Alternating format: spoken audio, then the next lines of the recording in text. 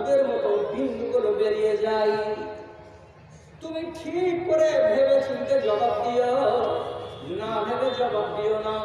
তা কি ওইটা যখন বের হয় তখন তোমাকে কি মজা লাগে, তোমাকে কি স্বাদ লাগে, তোমার গায়ে কি শিহরণ দেয়, তোমার গাটাকে কি ঝটকা লাগে না লাগে না? তুমি ঠিক করে বলো তো। ইনিও মাওলানা কম না, আর শরীয়তের বাইরের কথা নয়। কোরআন মাজিদে আল্লাহ তাআলা বলছেন মিম্মা ইনদাফু ইয়াখরুজু মিন বাইনি সুরি ওয়াত তারাইব।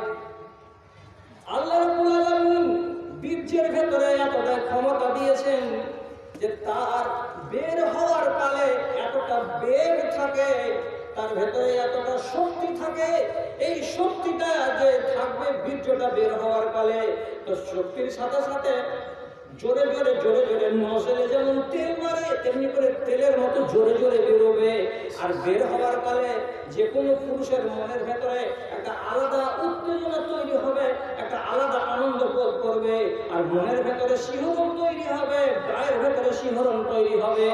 আর যদি ব্যারামের কারণে, অসুখের কারণে, যাকে আমাদের দেশের লোকেরা ধাতু পড়া রোগ বলে, যদি ধাতু পড়া রোগ হয় তো বসে থাকতে থাকতে এমনি এমনি বীর্য বেরিয়ে যাবে, গায়ে শিহরণ দেবে না, শরীরে ঝাঁকুনি মারবে না, রোগের কারণে আরামসে ঢিলে ঢিলে ঢিলে ঢিলে বেরিয়ে চলে যাবে।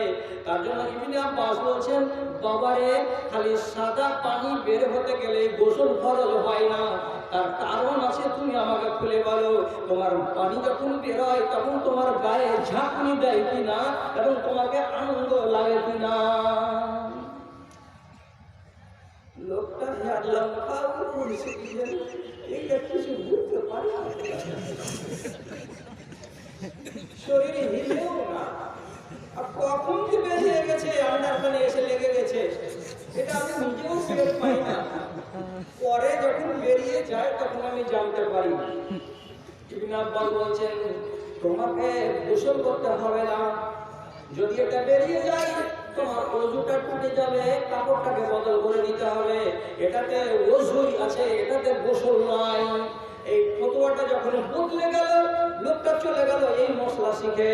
এবার আব্দুল্লাহ বিন আব্বাস রাদিয়াল্লাহু তাআলা আনহু তার নিজের ছাত্রদেরকে শেখাতে গেলেন, রে আমার ছাত্ররা শোনো শোনো, আল্লাহ পাকের নবী বলছেন, ফাইজা রাযাহতাল মা ফাগতাসিল, তোমার শরীর থেকে যদি তোমার ইচ্ছায়, তোমার চেষ্টায় যদি পানি বের হয় তাহলে তোমাকে গোসল করতে হবে। তা আমি যখন ইচ্ছা করে বের করব তখন আমি আনন্দ পাবো, আর আমি অনিচ্ছায় যদি বের করি তো আমার আনন্দ হবে না। তাই আল্লাহ পাকের নবীর হাদিসটার ভিতরে এই ফতোয়া লেখা আছে, এবং অন্তর্নিহিত ফিকহটার নাম হলো এটাই। যারা ফিকহ বুঝে না তারা সঠিক মশলা আবিষ্কার করতে পারে না। তাহলে হাদিসের ভেতরে লুকায়িত ফিকহগুলোকে আবিষ্কার করতে লাগলো আলেমের দল। যখন আলেমের দলেরা ফিকহ বের করতে লাগলো তখন খুব অল্প দিন পরে, অর্থাৎ রাসূলের ইন্তেকালের 100 বছর জুটেনি, 83 হিজরিতে একটা আলেম, 93 হিজরিতে একটা আলেম পয়দা হলো, তার নাম ইমাম আবু হানিফা, বাগদাদের মাটিতে। সেই আলেম সে 80 হিজরিতে। তো যখন উনি পড়াশোনা করলেন, করার পরে যখন হাদিসকে বুঝতে লাগলেন, তো উনি ফিকহকে খুঁজতে গেলেন। তো ফিকহকে খুঁজতে হবে, নিয়ম হলো হাদিসের ফিকহকে কোরআন দিয়ে খুঁজতে হবে, হাদিসের ফিকহকে হাদিস দিয়ে খুঁজতে হবে। হাদিসের মধ্যে লুকায়িত ফিকহকে আমি আমার মন দিয়ে খুঁজতে পারি না, আমার মনের সাথে সেখানে সম্পর্ক নাও থাকতে পারে। কিন্তু উনি কি করলেন, নিজের মন দিয়ে ফিকহকে বানাতে গেলেন। আর সাহাবায়ে কেরাম যত ছিলেন তারা হাদিসের মধ্যে ফিকহ খোঁজ করেছিলেন, তো হাদিস দিয়ে তাহলে কোরআনের আয়াত দিয়ে। যার কারণে যারা সাহাবী তাদের ফিকহগুলো ছিল বলিষ্ঠ, আর যারা এই রকমের খেয়ালের লোক হলেন তাদের ফিকহগুলো হয়ে গেল দুর্বল।